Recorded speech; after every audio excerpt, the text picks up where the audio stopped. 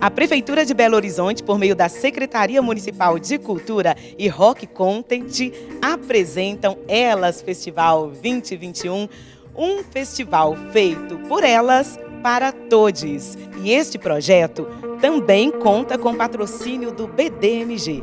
E este ano contamos com o Mesa Brasil Sesc para gerir toda a distribuição e a arrecadação das doações. Então o QR Code está na tela e a gente pede para você fazer a sua colaboração, tá bom? Só apontar o seu celular aí e faça a sua colaboração que você estará ajudando muita gente que está precisando nesse momento que a gente está vivendo. Em consonância com as ações humanizadas do Elas Festival Mesa Brasil, tem como meta melhorar a qualidade de vida dos cidadãos em situação de vulnerabilidade alimentar e social. O apoio do Sebrae e Sebrae Delas compõem a programação deste ano e fortalece a pauta empreendedorismo feminino.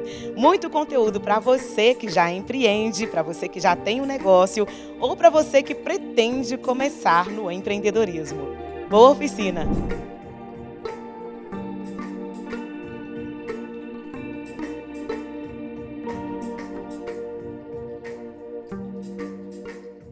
Boa noite, pessoal. Eu sou a Nath Sol. Sejam todas bem-vindas, bem-vindos e bem-vindes. Eu vou começar me apresentando e falando que hoje a gente tem o Hermes e a Fabi, que são os nossos intérpretes de Libras. Se você precisar de acessar o pessoal das Libras por meio do telefone, você tem que fazer a pinagem deles via manual. Se for aqui pelo Zoom, no computador, não precisa que a gente vai fazer o destaque deles, tá ok? Eu quero agradecer a paciência de vocês, a gente deu uma atrasadinha, mas a nossa convidada já está aqui. Eu vou começar me apresentando, fazendo minha autodescrição. Como eu comentei, eu sou a Nath Sol, eu sou uma mulher negra. Estou com os cabelos presos, meus cabelos são crespos, de cor escura, castanho escuro, meus olhos são castanho escuros, tenho traços negroides, estou com brincos pequenos, estou usando um fone de ouvido, só um fone, o meu batom é um batom vermelho, estou vestida com uma blusa preta de frio, ao meu fundo é uma parede verde clara, um quadro escrito "O amor é um ato revolucionário" e uma plantinha que me representa, fala um pouquinho quem sou eu. Como eu disse, eu sou a Nath Sol, muito obrigada por vocês estarem conosco. Hoje a Andresa vai falar um pouquinho para a gente sobre negócios e empreendedorismo. Obrigada, Andresa, por estar conosco. Boa noite, seja bem-vinda. Obrigada, Nath. É uma alegria estar aqui no Elas Festival. Boa noite a todos, todas e todes. Meu nome é Andresa Capello, eu sou uma mulher branca, de cabelos ruivos escuros e estão lisos hoje. Estou vestindo uma blusa estampada de branco e azul, e tons de azul, com um batom, digamos, um tom de pele um tom acima, gente, é isso? É um marrom, é isso? Isso aqui? Sei lá. Atrás de mim nós temos uma cortina verde escura, uma plantinha e dois porta-retratos sobre uma parede meio bege clarinha. Assim. Então, minhas filhotas estão nessas fotografias, mas não dá para a gente ver. E é uma alegria estar aqui com vocês nessa noite. Aprendi a fazer essa descrição com a Nath há 2 noites atrás, ainda estou melhorando, mas já é um avanço. E a gente vai falar um pouquinho hoje sobre negócios e empreendedorismo. Eu vou agora compartilhar a minha tela com vocês. Vamos lá. Deu certinho aí, pessoal? Certinho, Andresa. A tela que eu coloquei agora tem um fundo laranja e algumas imagens nos tons rosa e roxo, que são as cores do projeto delas, do Sebrae Minas, que é um projeto de empreendedorismo feminino. E eu tenho também aqui o título da nossa palestra, Negócios e Empreendedorismo. É um tema muito amplo, Então, para ter algum direcionamento e trazer algumas informações que eu acho que são bem interessantes, eu vou começar com alguns conceitos, depois vou trazer para vocês alguns dados, e aí a gente vai falar de atitude empreendedora.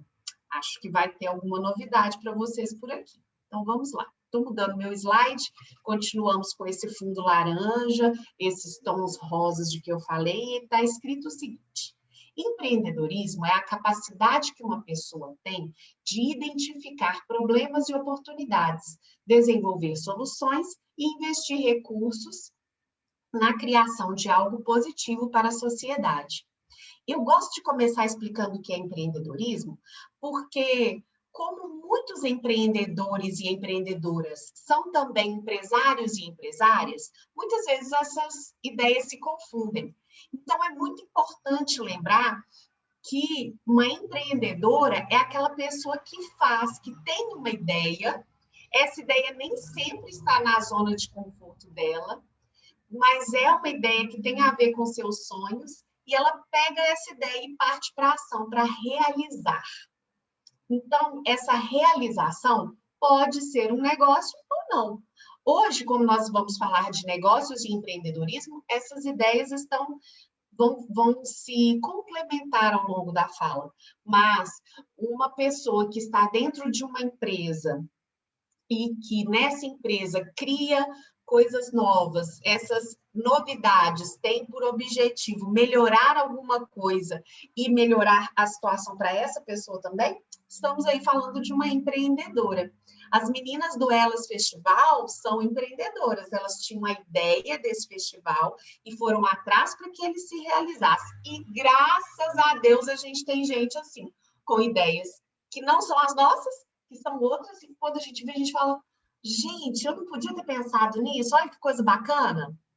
Bom, é por aí que a gente vai conversar na noite de hoje.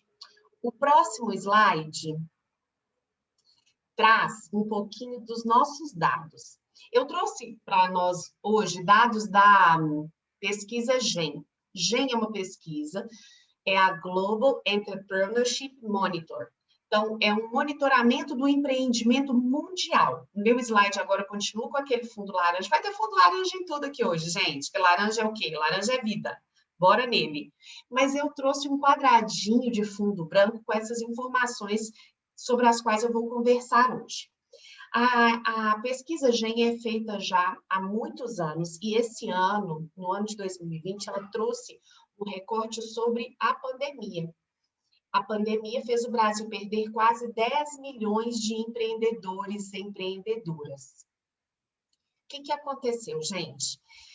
Em 2019, a gente tinha um total de 53,4 milhões de pessoas ligadas ao empreendedorismo. A gente considera pessoas ligadas ao empreendedorismo aquelas que estão pensando em uma ideia pela GEM, né? A GEM está ligada à empresa, então estão pensando em alguma atividade empreendedora ou já estão com uma atividade empreendedora em andamento. Não interessa se são formalizados ou não. Tínhamos 53,4%, isso correspondia a quase 39% da população adulta e 22,3 milhões de pessoas. Desculpa, 22,3 milhões de pessoas com empreendimentos estabelecidos, ou seja, já tinham mais de 3 anos e meio de atuação. Em 2020, o número total caiu de 53,4 para 44, e o número de empreendedores e empreendedoras estabelecidos caiu de 22 para 12 milhões. Então, a gente tem aí 20% a menos no total de empreendedores. Quando a gente considera aqueles que já tinham mais de 3 anos e meio de atuação, 46% a menos. É importante trazer esses dados, porque se tiver alguém aí que assistiu a minha palestra na segunda-feira, me vi falar sobre a importância da realidade. A gente só consegue vencer os desafios quando a gente encara a realidade que eles representam. E a realidade nos mostrou que só quem tinha reservas financeiras ou quem se adaptou rapidamente com sucesso nessa pandemia conseguiu continuar funcionando. Então, mais tarde, quando nós falarmos de atitude empreendedora, eu quero que vocês tenham isso em mente. Outro dado que ela traz, que aí já dá uma equilibrada nessa bad vibe aí, é que o aumento do desemprego, que ele também aumentou, se tornou motivo para empreender. E aí, agora, em vez de falar dos empreendedores estabelecidos, nós vamos falar das pessoas que são iniciais, que têm menos de 3 anos e meio de atuação. A gente tinha em 2019 32,2 milhões de pessoas e em 2020 isso foi para 32,6 milhões, é a maior taxa desde 2002. Quando uma pessoa abre uma empresa ou começa uma atividade empreendedora, ela pode fazer isso porque ela enxergou uma oportunidade ou porque ela tem uma necessidade de sobrevivência. E aí a gente percebe que a porcentagem de pessoas que iniciou um negócio por necessidade cresceu muito, de 37,5% para 50,4% das pessoas que empreenderam. Essas pessoas empreenderam porque precisavam se manter financeiramente. E isso nos traz uma importância maior no que foi falado anteriormente. Só quem consegue se adaptar num cenário desse em que está empreendendo por necessidade. É um cenário completamente incerto, porque nunca vivemos uma pandemia. Essas pessoas precisam de quê para ter mais chance de sucesso? É sobre isso que a gente vai falar hoje. Mas a gente vai falar também falando muito de um recorte feminino. E eu queria fazer essa pergunta: por que falar de empreendedorismo feminino no Elas Festival? Por que trazer esse recorte? Gente, primeiro porque as mulheres são apenas 33,6% do total de donos de negócio, enquanto representam 51,8% da população. A gente é mais da metade, mas a gente é 1/3 das empreendedoras. Isso por si já traz uma atenção especial. Esse número, essa porcentagem de mulheres donas de negócio, ela estava crescendo desde 2016 e ela caiu em 2020. A queda foi de quase 2 pontos percentuais, né? Isso nos deixa com uma antena ligada, porque lá atrás eu falei, ou tinha reserva ou se adaptou rápido. Então, as mulheres tiveram mais dificuldade, ou em ter essa reserva, ou em se adaptar com rapidez. E aí, quando a gente junta esse dado que a gente tem, muita gente empreendendo por necessidade, as mulheres numa taxa menor do que os homens, a taxa de empreendedoras caindo, e a gente joga com esse próximo dado que eu trouxe, e agora, pessoal, meu fundo é roxo, minhas letras são branquinhas, e eu trago 2 recortes aqui, que falam o seguinte: 49% dessas mulheres são chefe de domicílio. O termo chefe de domicílio designa a pessoa na casa que arca com a maior parte ou a totalidade das despesas financeiras. Em Minas Gerais, esse dado de 49% é Brasil, e em Minas Gerais, 44%. Olha o quebra-cabeça que a gente está montando. As empreendedoras sofrem mais com a recessão, então elas têm maior dificuldade de adaptação e menor reserva. O número de empreendedoras é percentualmente menor do que de empreendedores, e elas são cada vez mais as pessoas que arcam com as finanças da casa. É por isso que a gente precisa ainda falar de empreendedorismo feminino. Embora em muitas facetas das discussões em sociedade falar de gênero não faz o menor sentido mais, quando a gente fala de empreendedorismo ainda é importante, porque sabendo dessas especificidades é que a gente consegue atuar nelas e melhorar, certo? E aí, eu trouxe no próximo slide respostas de por que eu sou uma empreendedora. Essas respostas que eu vou ler para vocês nos foram fornecidas por mulheres que participaram do Sebrae delas no ano de 2020. E eu não vou fazer grandes comentários, não. Eu vou só ler, porque a verdade delas fala por si. Por que sou uma empreendedora? Uma delas respondeu: quero realizar os meus sonhos e trabalhar incansavelmente por eles. Uma outra opinião: empreendo porque quero ser livre. Uma mulher que é dona do seu dinheiro é dona das suas decisões. Para ser uma mulher independente e passar para frente a importância disso para outras mulheres. O empreendedorismo feminino, pessoal, quer ele esteja ligado à oportunidade ou à necessidade, ele tem um viés de propósito, que é algo que as pessoas vêm falando muito nos últimos 5 anos, e as mulheres já têm isso na veia. Quando a ONU chega num lugar devastado, e ela chega com alimento, a prioridade é passar esse alimento para mulheres. Porque mulheres, seja por questões sociais ou biológicas, são cuidadoras. Alimentar uma mulher é alimentar estatisticamente 5 pessoas, enquanto alimentar um homem é alimentar estatisticamente 1,5 pessoas, 1,5, né? Então, tem aquele que só se alimenta e tem aquele que divide com mais um. Isso não muda no empreendedorismo. Então, a gente vê aqui que existe um propósito tanto pessoal quanto coletivo. E aí, o nosso papel é trabalhar nessa noite 2 pontos que os especialistas nos indicam que são importantes para incentivar o empreendedorismo do Brasil. Eu trouxe agora um recorte que fala do que esses especialistas que olharam para essa pesquisa indicam para melhorar as condições empreendedoras no país. Eles traçam o seguinte: como pontos positivos, eles destacam a dinâmica do mercado brasileiro, que gera oportunidades, e a nossa infraestrutura. Como pontos limitantes, a burocracia, a educação e a capacitação e o apoio financeiro. As recomendações são reduzir a burocracia, ampliar o ensino de empreendedorismo e dar maior apoio financeiro nas fases iniciais do negócio. Hoje a gente vai trabalhar 2 pontos. Nós vamos falar sobre educação e capacitação e vamos também ampliar o ensino de empreendedorismo. A gente aprende empreendedorismo muito na prática. E um pouquinho com alguém que já está estudando isso há mais tempo e vem aqui e dá aquele filézinho para a gente. É essa a minha função hoje, trazer um pedaço de filé para vocês. Pode ser vegano, hein? Para quem não come carne. E quem que é essa pessoa falando mesmo?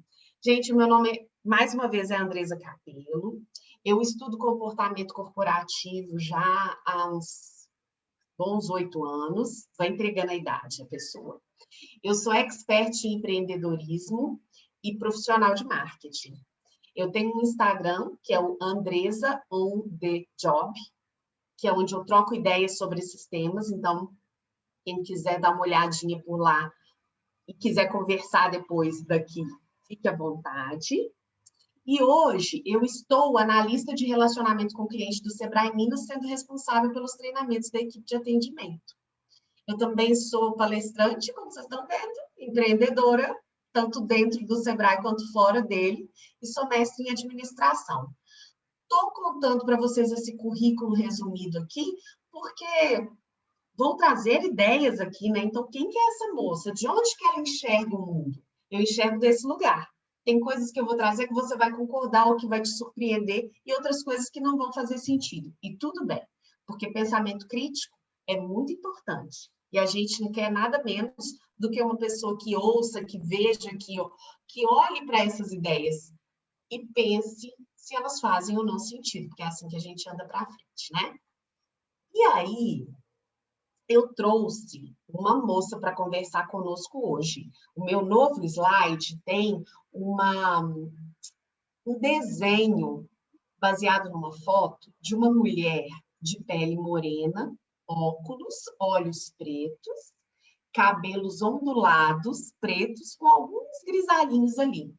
É a doutora Sarasvati, uma indiana radicada nos Estados Unidos, que é danada de esperta e inteligente, e que há muito tempo atrás se encantou pela ideia de entender como nós tomamos decisões em ambientes incertos.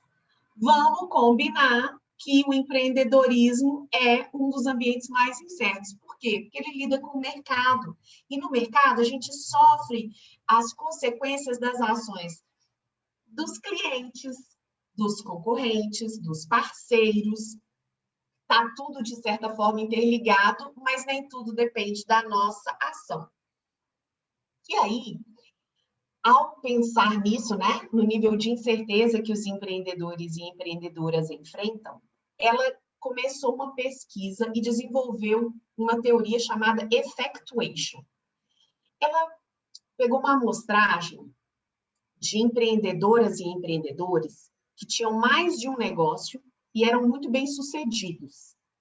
E ela queria entender como essas pessoas pensam.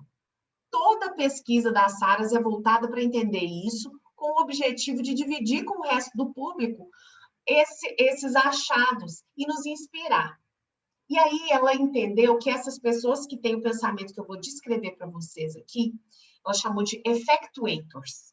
Esses effectuators, eles pensam de uma forma que depois outras teorias da psicologia do sucesso trouxeram com outros nomes de forma complementar. Tem gente que fala de mindset de crescimento, que é muito legal, que é a doutora Dweck, Carol Dweck, ela estuda isso, e ela fala que a gente tem duas formas de pensar, que quando o mindset de pensamento ele é preponderante, porque todo mundo pensa dos dois jeitos, a gente tem mais chances de sucesso. Aqui a teoria da Saras passa por aí também. E por que eu escolhi falar dela para vocês? Porque ela faz muito sentido para mim e de tudo que eu sentia muita falta quando falava de teoria do empreendedorismo, em algo que eu pudesse enxergar nos pequenos e médios negócios brasileiros. Quando eu vi essa teoria pela primeira vez, eu achei muito parecido com o que aconteceu na minha família. Eu venho de uma família de empreendedoras e empreendedores. E aí, eu falei, gente, mas será que é só comigo? Ou isso aqui é interessante, faz sentido para o Brasil em geral? Por quê? Porque, gente, a primeira coisa que ela fala é o seguinte, olha, esse tipo de pensamento, quando a pessoa tem, ela começa pensando, quem eu sou? O que eu sei? Quem que eu conheço? Então, a diferença aqui, nesse tipo de atitude empreendedora, é que os objetivos finais, eles não estão escritos em pedra. Mais importante do que isso é entender aonde eu estou e como que eu vou fazer essa situação na qual eu estou resultar em alguma coisa que seja interessante para mim, que seja interessante para os outros. Falar de atitude empreendedora é falar de comportamento. Então, existem muitas abordagens. Essa foi a que eu escolhi para trazer para vocês hoje, por esses motivos que eu acabei de dizer. Então, vamos entender melhor como que é essa história. Eu gosto de dar um exemplo que a própria Saras usa. Ela fala o seguinte, quando a gente está no pensamento lógico-causal, a gente quer fazer um jantar. Aí a gente pensa qual prato a gente vai querer fazer e parte para ver se a gente tem os ingredientes e as condições para fazer aquele prato. Se não tem, a gente vai atrás de conseguir essas condições porque a gente está muito específico sobre o resultado que queremos. Isso tem tudo a ver com o planejamento formal das empresas. Acontece que o brasileiro e a brasileira têm uma dificuldade mega blaster, culturalmente falando, de fazer esse planejamento. E até pouco tempo atrás, todo especialista de empreendedorismo falava, não, porque você tem que fazer um planejamento. Hoje em dia, o que a gente fala?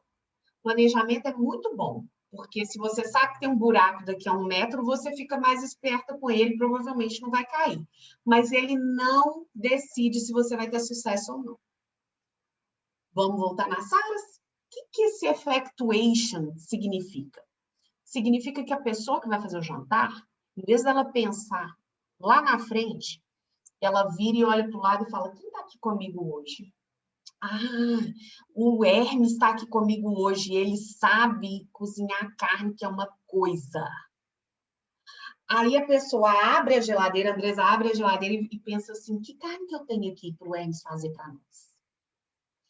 E aí eu e Hermes vamos olhar para o que a gente tem, juntar com o que a gente sabe, e aí a gente pensa, não, então olha só, diante do que nós temos aqui, da expertise do meu amigo, dá para a gente fazer isso, isso, isso, isso e isso.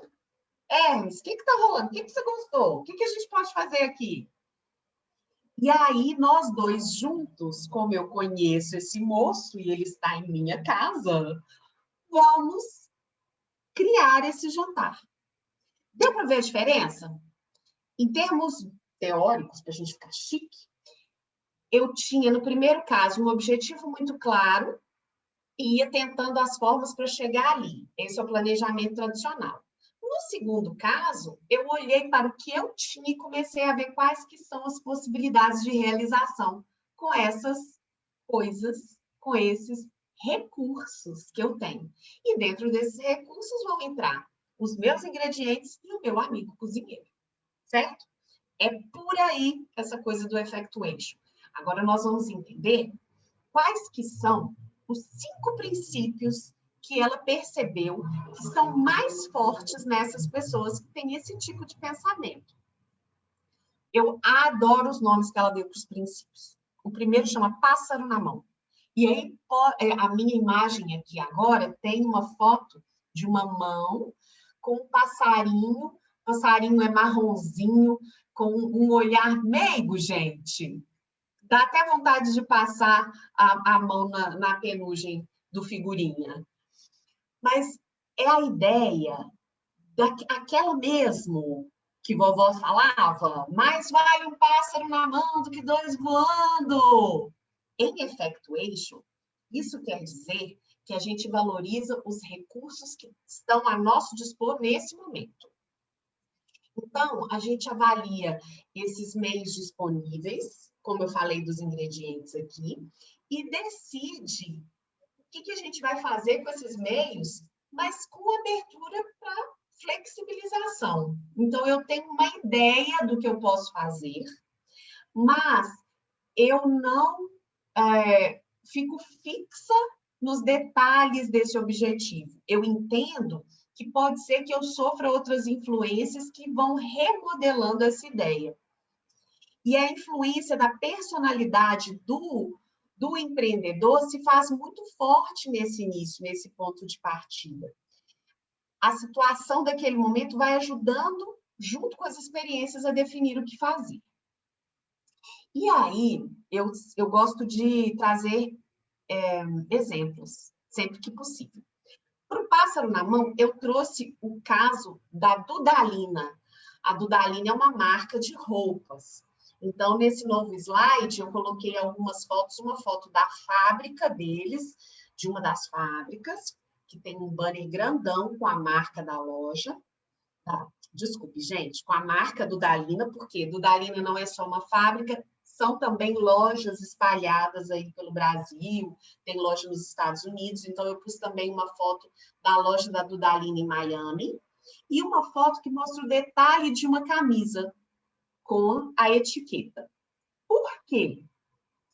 Hoje eles fazem vários tipos de roupa, a empresa não pertence mais à família que a criou, mas é a criação que mostra para a gente Pássaro na Mão. Você sabia que a Dudalina começou porque o senhor Duda, que tinha um empório na sua cidade e vendia de tudo um pouco, na verdade, hoje a gente chama de empório quando está mais voltado para alimentação, né? Ele tinha um mercadinho.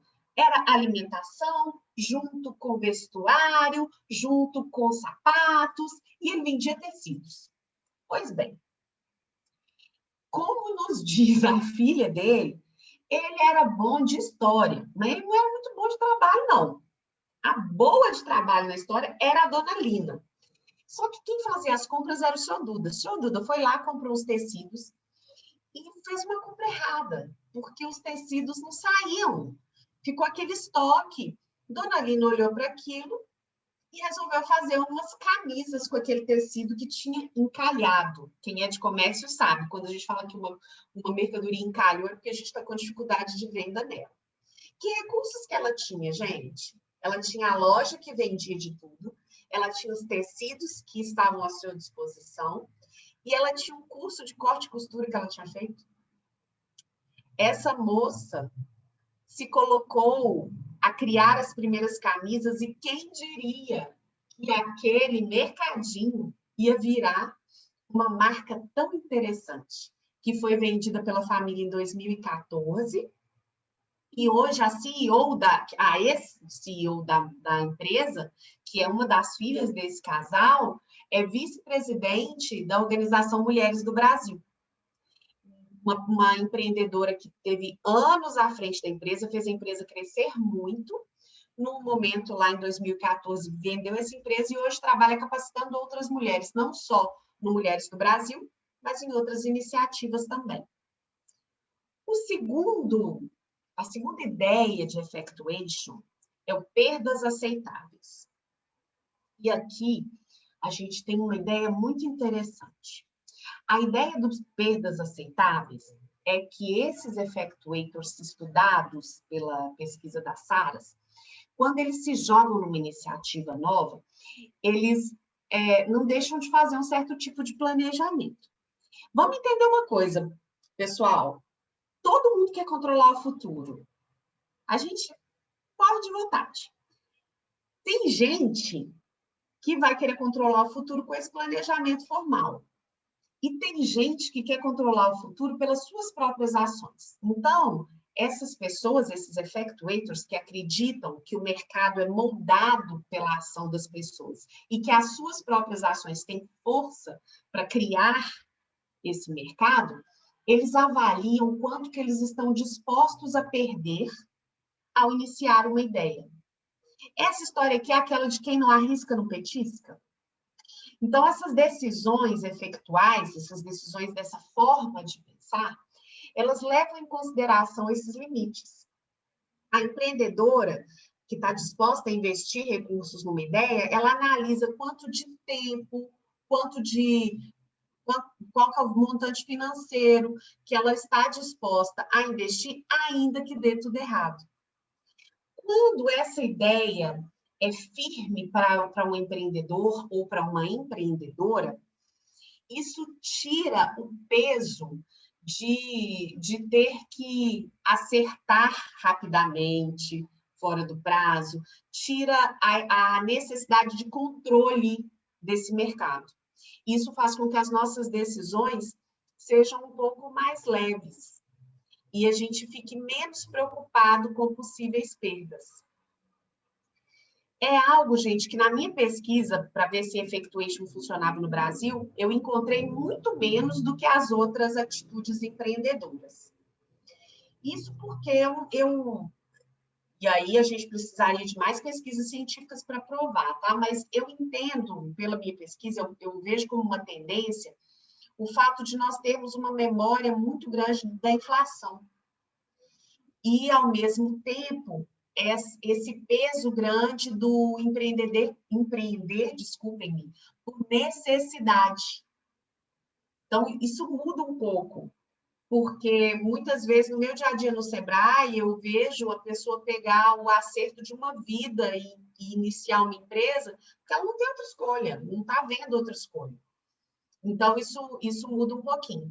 Mas não deixa de ser um convite interessante, porque quando você cria esses limites, você acaba voltando o seu pensamento para soluções. Olha, eu só posso gastar isso de tempo e de recursos antes dessa ideia dar certo. Então, o que eu preciso fazer para ela dar certo?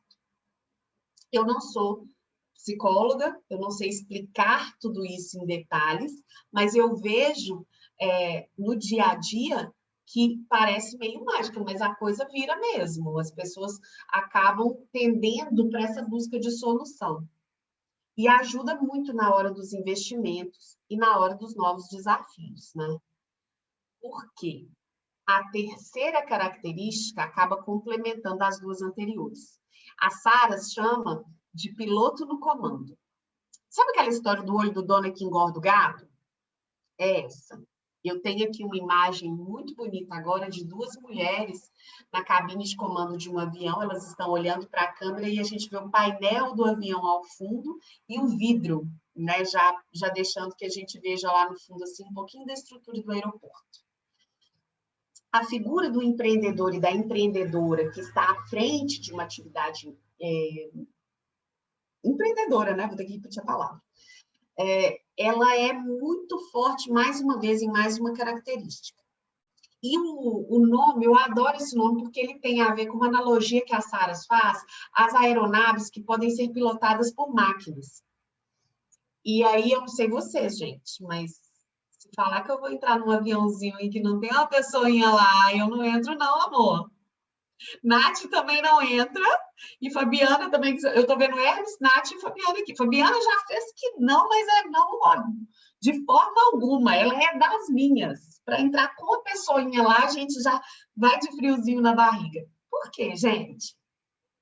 Uma máquina trabalha lá com seus algoritmos, com suas previsões, e ela vai fazer dentro do que foi previsto, né?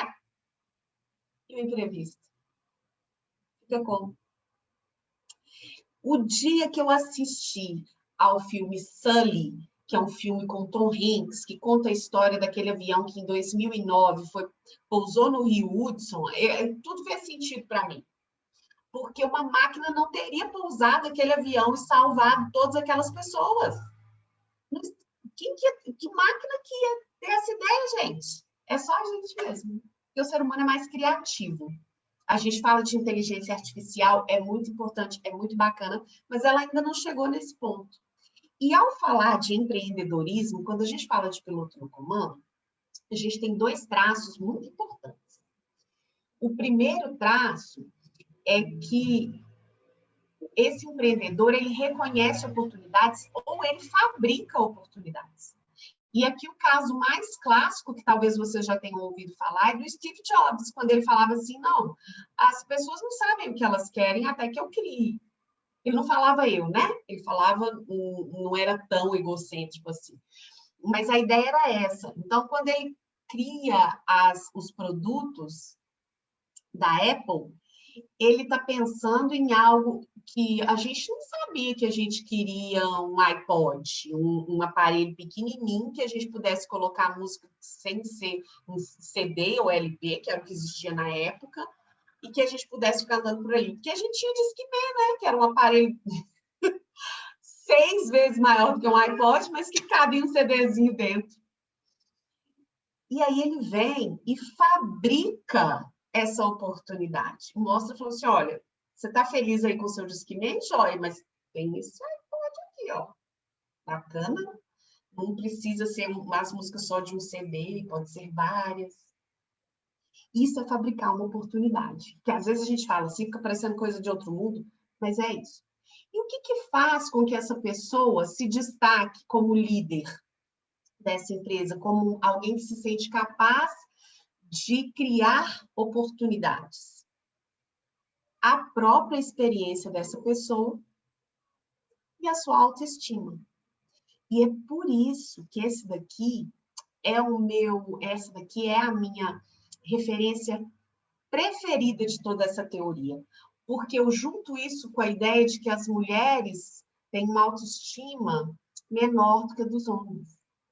Existe uma coisa chamada síndrome da impostora, que eu não vou entrar nela aqui, dá um Google, quem não conhece depois. Que de cada 5 pessoas que ela atinge, 4 são mulheres. Eu gosto de dizer que a síndrome da impostora é o resultado, a combinação perfeita da baixa autoestima com o perfeccionismo. Que aí nunca nada tá bom. E uma das características dessa síndrome é as pessoas acharem que são impostoras, que estão onde estão porque ninguém percebeu que elas não são competentes, que ela enganou as pessoas para chegar ali.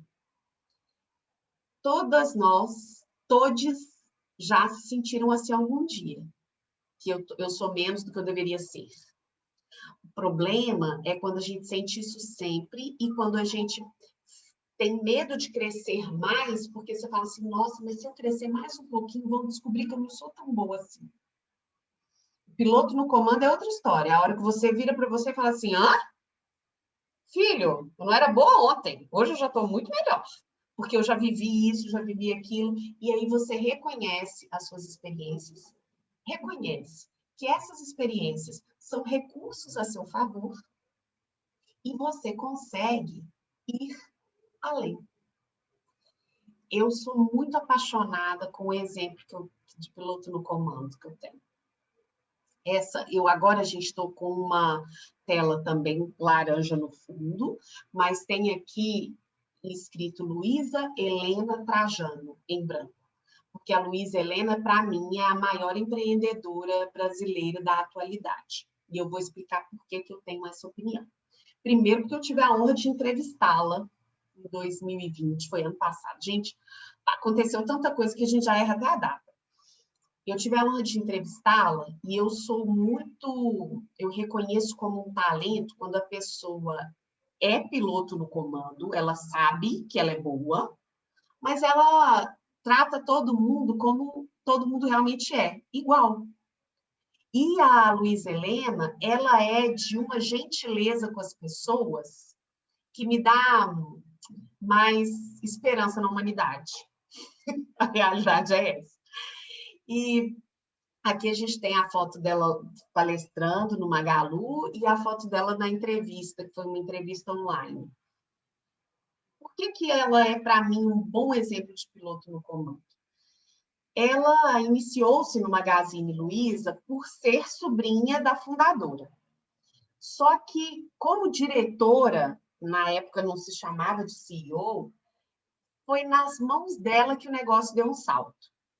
Eu a acompanho já há alguns anos, de quando ela estava à frente de todas as decisões da empresa. Hoje em dia, ela é presidente do conselho, então ela não tem expediente diário nas empresas mais, ela faz parte das decisões estratégicas, mas ela, como bom piloto no comando, ela preparou seus sucessores, né? E ela só que ela continua à frente, tomando as decisões. Lá atrás, quando eu comecei a segui-la, eu adoro uma entrevista que ela deu, que ela falava assim, gente, quando nós começamos a crescer, a gente tinha um grande concorrente. Ela não fala o nome não, mas era Casas Bahia. E aí eu brincava com o meu time que a gente não tinha um concorrente que fazia propaganda no horário da novela, das 9. A gente tinha uma novela das 9, no intervalo das propagandas do concorrente. E aí eu vou guardar esse restinho de história para o próximo... para a próxima referência, para o nosso próximo princípio, eu termino ela. Mas, fechando aqui só na parte de piloto do comando, ela foi uma das primeiras pessoas a acreditar no e-commerce e falar, não, vamos lá ver como é que é isso. Hoje em dia, o Magazine Luiza, o Magalu, vem comprando empresas de base tecnológica, eles já têm, né, um marketplace. O que é um marketplace? É como se fosse um shopping, onde todo mundo tem loja lá dentro. Só que é um mercado livre da vida. Hoje, quando a gente compra no Magazine Luiza, não necessariamente a gente está comprando da Luísa Helena. A gente pode estar comprando da Nath. Nath tem uma loja lá, Nath vende quadros lindos ali dentro. Eu pago para o Magazine faz toda essa logística, mas quem está me vendendo é Nath. Isso é um marketplace. Eu gosto de explicar, porque eu sei que a maioria das pessoas já entende isso, já sabe. Mas acho que a gente nunca pode perder a nossa capacidade de sempre dar as informações básicas. Porque ninguém tem obrigação de saber, não, amor? Bobagem. A gente vai aprendendo mesmo. Bom, atualmente, as lojas do Magazine Luiza estão presentes no país inteiro. Eram lá de Franca, agora a gente tem...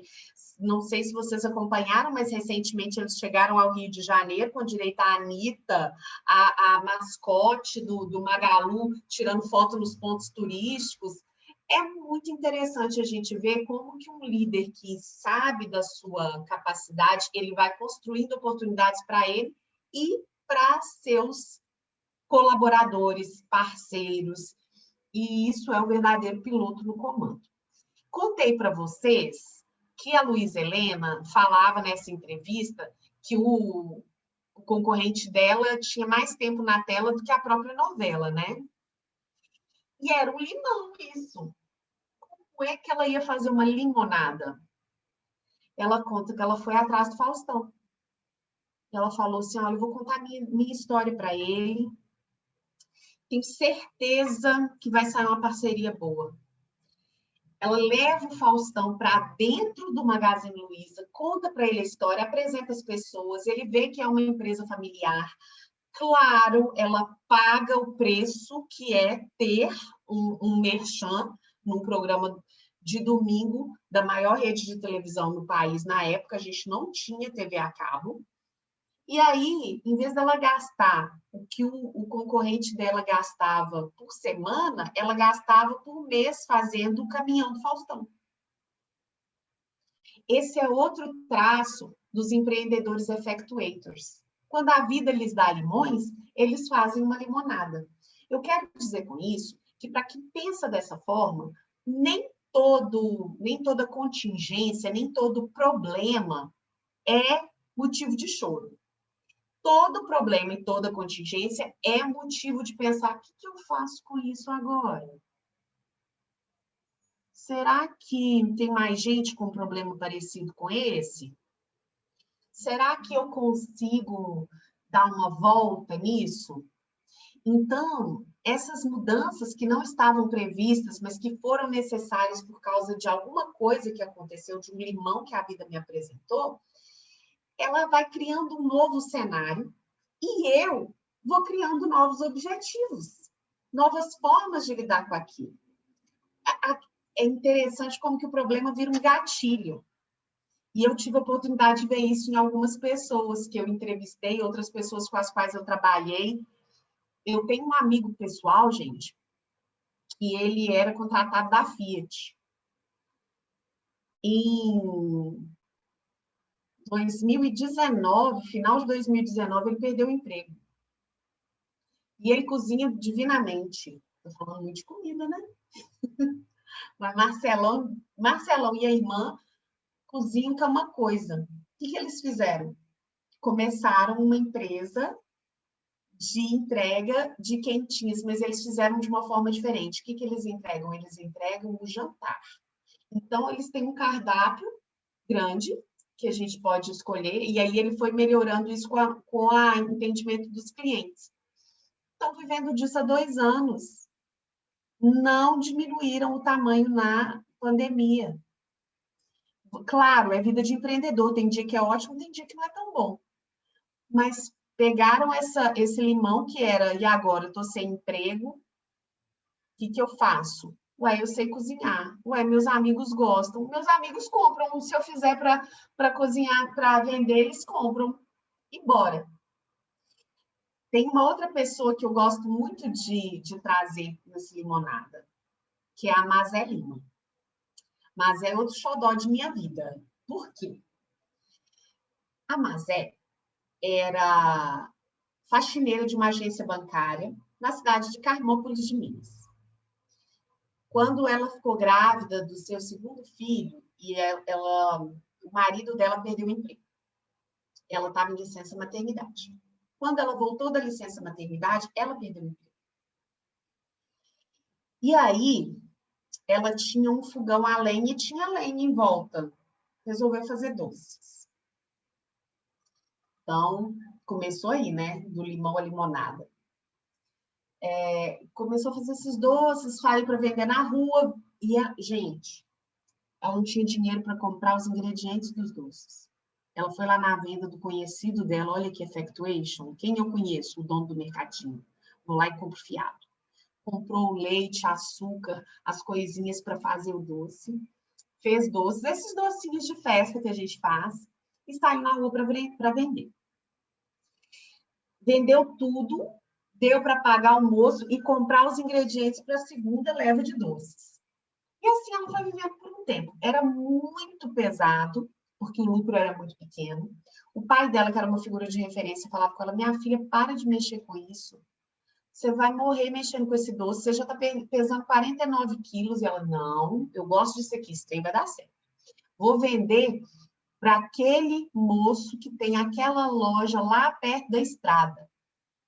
Quando ela chegou lá, ela foi desafiada por essa pessoa a fazer doces cristalizados, porque, afinal de contas, esse docinho de festa todo mundo faz em casa. Só pegar a receita. Gente, eu vou resumir a história, porque senão... A Mazé dá... aliás, agora ela é palestrante, ela conta essa história em 1h30. Então, vou dar uma resumida. Depois de várias receitas, ela conseguiu fazer a venda para esse moço e hoje em dia ela é uma referência em frutas cristalizadas. No ano passado, ela lançou o e-commerce, que ela já estava no processo, tinha tentado algumas vezes. Essas frutas lindas que vocês estão vendo, esqueci de falar do meu slide, desculpa. Meu slide agora tem 2 fotos. Uma é a foto de uma moça, ela tem a pele morena clara, os olhos verdes e os cabelos cacheados num tom de castanho. Ela veste uma blusa rosa e está apoiada num balcão. Nesse balcão, nós vemos algumas taças grandes com poteiras, com vários doces cristalizados. Tem figo recheado com nozes, tem figo recheado de doce de leite, tem abacaxizinho, que parece que ele está de vidro, mas é um abacaxi inteirinho cristalizado, que também foi outra coisa que demorou 2 anos para ficar pronto. A história da Mazé mostra isso, mostra que ela... E é diferente das outras histórias, porque não necessariamente ela tinha uma possibilidade grande de oportunidade. Ela tinha um dinheirinho contado para tomar esses riscos. Mas ela acreditou. E hoje em dia, gente, o consumo de açúcar dela é de toneladas por semana, lá em Carmópolis. E ela emprega mulheres e tem um projeto social muito bonito, em que ela entrega mudas das frutas, das plantas que dão as frutas que ela usa. Então, quando as pessoas começam a produzir com essas mudas, ela compra primeiro dos produtores ali que ela ajuda na região, para depois complementar com produtores de fora. Isso é bonito, né? Eu não estou podendo olhar o chat, porque eu me perco, mas depois me deixem lá suas opiniões. É uma história que eu gosto muito. O 5º princípio e último do Effectuation é o colcha de retalhos. E aí eu trouxe um slide que tem uma foto que mostra uma colcha, e é uma colcha que parece tecido indiano, em homenagem a Sarasvati, que é a dona da história toda. Essa colcha tem retalhos e eles estão bordadinhos, de várias cores diferentes. Tem um provérbio africano que é muito parecido com a ideia do colcha de retalhos. Ele fala assim, se você quer ir rápido, vá sozinho. Se você quer ir longe, vá em grupo. As pessoas, quando pensam sobre a lógica do Effectuation, elas substituem a preocupação com a concorrência pela construção de parcerias estratégicas. Mais uma vez, é muito importante a flexibilidade no objetivo. Porque o parceiro que chega, ele pode mudar o meu negócio com as ideias que ele traz. É uma ênfase nesse momento de ideia e de operação nas alianças e nos comprometimentos. E é uma ideia muito inteligente, porque cada parceiro que chega fortalece essa ideia de negócio, porque vai fazendo com que ele traz para aquele negócio tudo aquilo que eu tinha. Ou seja, ele traz os recursos que ele tem, ou ela traz os recursos que ela tem, as pessoas que ela conhece e a sua experiência. Juntas, nós vamos construindo uma ideia que pode não ser a ideia que eu tinha inicialmente. Lembra do meu jantar lá com Hermes? É por aí. E é muito interessante porque a própria empresa, a ideia, vai ficando mais forte porque cresce o número de pessoas envolvidas, cresce a possibilidade de público. Uma das grandes verdades em empreendedorismo, quando esse empreendedorismo está ligado a empresas, é que os nossos primeiros clientes são pessoas que a gente conhece. A gente chega nessas pessoas, fala do que está fazendo e elas podem se tornar nossos clientes. Em Effectuation, também podem se tornar parceiros. E aí, esse reforço, ele acaba afetando a imagem de futuro que eu tenho para a empresa. E eu vou fazendo escolhas também, não é todo parceiro que cabe naquele momento. Mas ele está diretamente ligado à ideia de contribuição, de co-criação, quando eu crio junto, quando eu contribuo. As pessoas com o pensamento empreendedor mais moderno estão muito menos preocupadas com o concorrente e muito mais preocupadas com seus possíveis parceiros e com seus clientes. Uma realidade que a gente trata muito, até quando a gente fala de startup, é o seguinte. Primeiro, você sempre vai ter pessoas concorrendo com você, empresas concorrendo com você. Pode ser uma concorrência direta, do tipo, eu produzo doces, todo mundo que produz doces e vende na mesma área que eu é meu concorrente direto. Ou pode ser uma concorrência indireta, em que a pessoa oferece um produto ou um serviço diferente, mas que concorre por aquele mesmo dinheirinho do meu cliente. Isso faz todo sentido se você pensar assim, ó, vamos supor que eu tivesse R$200 por mês para gastar em lazer. Nesse lazer, eu posso ter N coisas. Eu tenho desde uma caminhada num lugar bonito que não me custa nada, até um jantar que está na área da gastronomia, ou um festival que eu quero, que não é aqui como Elas, né, gente? Que o Elas ainda é gratuito. Que eu tenho que pagar para participar. O festival concorre com o restaurante, porque o dinheirinho é o mesmo. Então, quando a gente está falando de concorrência indireta, é disso que a gente está falando. O effectuator, ele se preocupa muito menos com isso e muito mais com o que de diferente eu ofereço que essas pessoas vão preferir vir a mim do que a outras possibilidades de consumo. E, nesse sentido, os parceiros são essenciais. Quase acabando. Olha, vai dar 1 hora certinho. Descontando atrás, né, gente? Porque eu vou trazer para vocês um exemplo que gosto muito, da Be Green. Meu slide agora tem uma foto da menina, de uma das 2 meninas mais lindas de todo o universo universal, que é minha filha Elis. Tá com uma blusinha, Elis é morena, de cabelos ondulados castanhos e um sorriso maior do que o rostinho. E ela tá vestindo uma blusa rosa, ela tá na frente de uma placa que tá escrito assim, Be Green Boulevard. Acima da foto da Elisa, a gente tem uma foto de 2 homens segurando uma caixinha. Dentro dessa caixinha tem umas hortaliças e eles estão numa estufa. Ao centro do meu slide, eu tenho um coração feito de alface, escrito de branco Be Green. Essa foi a Be Green, é a primeira fazenda urbana da América Latina. Uma fazenda urbana é quando eu produzo hortaliças e legumes dentro de um centro urbano. É difícil porque o valor dos imóveis nos centros urbanos são maiores. Essa ideia começou com os sócios querendo diminuir a perda de alimentos. Estava incomodando, gente. Eles participavam de algumas ações com a FAO, que é o braço de alimento das Nações Unidas. E aí, assistindo alguma coisa da FAO, eles viram o tanto de comida que é desperdiçada. E aí começaram a pensar por que desperdiçam tanto? Porque geralmente produz longe, o caminho da comida até a nossa mesa faz com que muito se perca. E aí surgiu essa ideia da fazenda urbana. Mas eles não tinham experiência nisso, então eles começaram arrendando uma fazenda numa cidade próxima de Belo Horizonte, plantando agricultura tradicional para aprender essa operação. Com o tempo, eles chegaram na plantação hidropônica, e aí é que vem a beleza da colcha de retalhos. Por quê? Eles estavam numa feira de produtos orgânicos um dia, e se aproximou uma pessoa muito interessada nos produtos, porque o que os 2 amigos estão segurando ali é uma caixinha que parece aquelas caixinhas que a gente coloca vasinho de flor. Ela é de papel, mas é um papel mais resistente à umidade.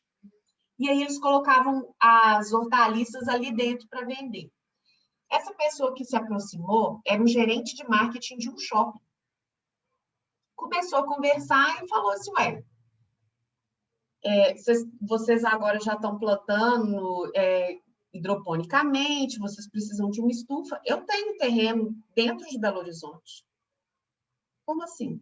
Eu tenho a laje do estacionamento de um shopping para vocês fazerem a fazenda. Nós podemos ser parceiros. Beleza, a fazenda estava ali. Só que ele vira e fala o seguinte, porém, para que a gente, além de todos os outros acordos que a gente tem que fazer, porque vocês vão ser inquilinos do shopping, eu preciso que o negócio de vocês inclua entretenimento, inclua experiência. Senão não faz sentido para mim ter vocês dentro de um shopping. E aí, aquela fazenda urbana virou uma fazenda urbana com uma lanchonete de produtos feita com que os insumos vinham da fazenda, um mini empório de produtos orgânicos e a visitação às estufas, que é por isso que a Elisa está ali, porque nós fomos visitar. E aí a gente paga para poder visitar, ele tem uma aula sobre como que é aquela produção e leva para casa a danada da cestinha com hortaliças que a gente colheu na visita. Cada pessoa ganha uma cestinha. A Be Green só é o que ela é porque o parceiro chegou e desenhou o projeto junto. Então, o coxa de retalhos é isso. Se eles estivessem muito fixos na ideia de uma fazenda tradicional, eles não conseguiriam caminhar. Mas como eles estavam abertos, o negócio ficou muito mais inovador, virou outra história. Hoje a Be Green está não só no Shopping Boulevard, mas também numa fábrica da Mercedes-Benz, tá? Porque continua com o propósito da alimentação saudável, continua, da alimentação próxima, da produção próxima do consumo também. Mas é flexível. Então, qual o problema de eu ir para dentro de uma montadora e fazer ali uma produção voltada para os funcionários? Nenhum. Por quê? Eu tenho um novo parceiro. É isso, gente. Resumindo toda a história, pássaro na mão significa use o que você tem. Perdas aceitáveis significa estabeleça limites. Piloto no comando. Bonita, você é a única representante do seu sonho na Terra. Emicida purinho aqui, amor. Então, acredite nas suas experiências e use essas experiências a seu favor, que a beleza está aí. E a limonada, para a gente lembrar que a oportunidade pode vir das contingências. Se deixar, eu fico aqui até meia-noite dando só exemplo de limonada que deu certo aqui na vida. Coxa de retalhos, permita que as parcerias melhorem a sua ideia de negócio. E aí, essa parte aqui é minha mesmo. Não se culpe por estar trabalhando menos ou estar trabalhando mais. Apenas se certifique de que você está feliz e as pessoas que você ama também. Porque, bebê, além da incerteza do mercado, além de saber que a gente tem que acreditar na gente, olhar para a nossa experiência e usar a nosso favor, a gente precisa se livrar da danada da culpa. Trabalhei demais? Trabalhei demais, mas tá bacana? Joia. Trabalhei de menos, mas tá bom? Ótimo. Não vamos nos esfolar tentando construir um futuro, que John Lennon já falava, né? A gente deixa de viver o presente para viver um futuro que não sabe nem se chega. Acho que eu acabei, Nath.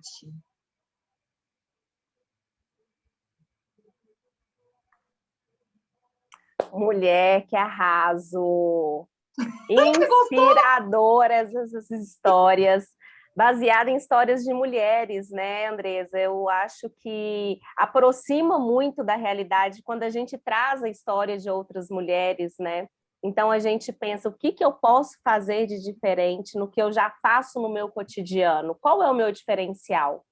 Então, enquanto você apresentava, milhares de coisas ficaram passando aqui na minha cabeça, porque eu me reinventei dentro da minha história. Acho que todas nós temos uma história, carregamos uma história, e eu fiquei avaliando sobre a minha história. E o que eu quero para a minha história do futuro, para a Natália do futuro. Então, eu fiquei aqui pensando, gente, o que eu posso inovar? extremamente inovadora. E eu quero te agradecer, Andresa, por você ter colocado na sua apresentação a descrição. Isso faz toda a diferença. Eu quero agradecer a sua generosidade por ter incluído esse processo, porque é um exercício.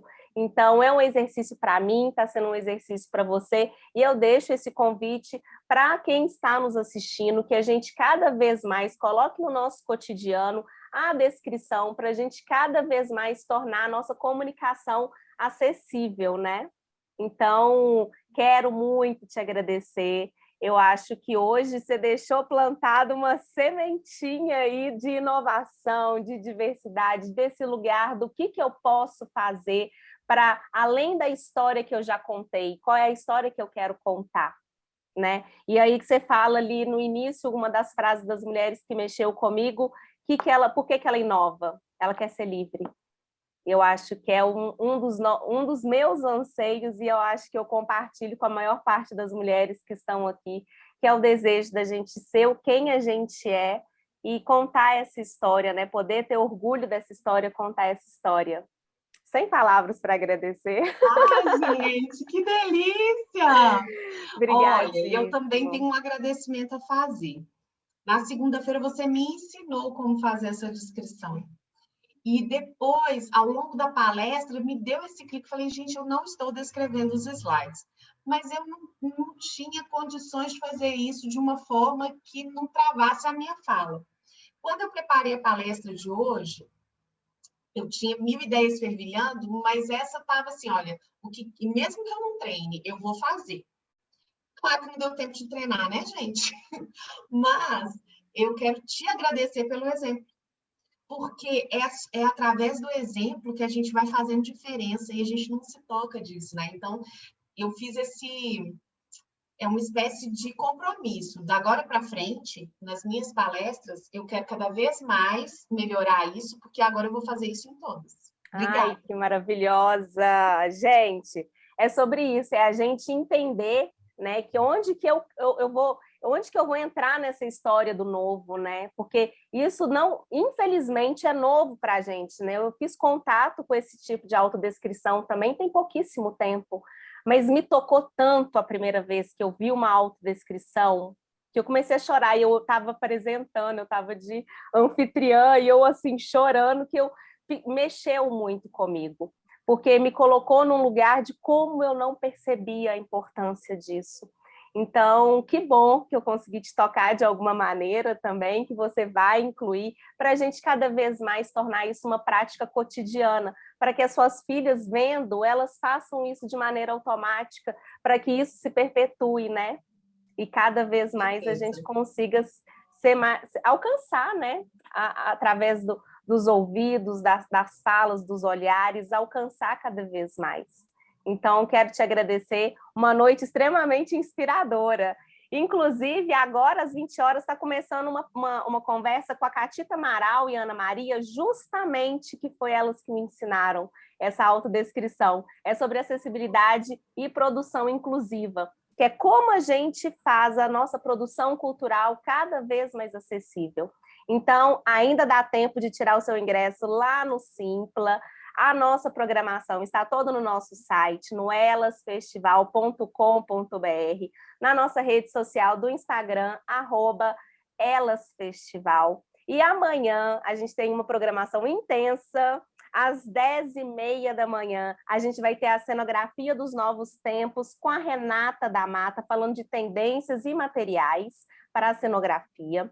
E aí, nas oficinas delas, no período da tarde, às 17 horas, a gente tem Elas e as Finanças, ensinando a precificação, como você precifica os seus produtos, com a Cláudia Martins.